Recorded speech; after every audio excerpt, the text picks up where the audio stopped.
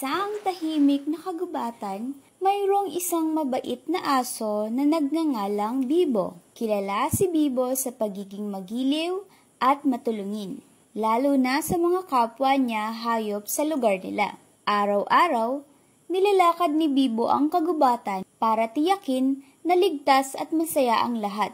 Isang araw, may isang munting ardilya na nagngangalang Sammy. Siya ay napunta sa itaas ng isang mataas na puno at hindi na makababa.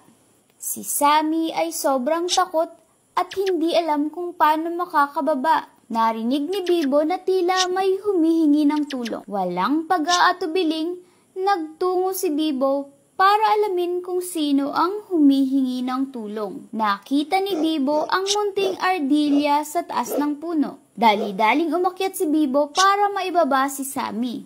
Takot na takot si Sammy, pero dahil sa tulong ni Bibo ay muli itong kumalma. At dahan-dahan silang bumaba galing sa mataas na puno. Sobrang saya ni Sammy nang makababa na sila. Maligayang maligaya si Bibo dahil natulungan niya si Sammy. Mula sa araw na yon, lumakas ang pagkakaibigan ni Bibo at Sammy. At naging masaya ang buong kagubatan.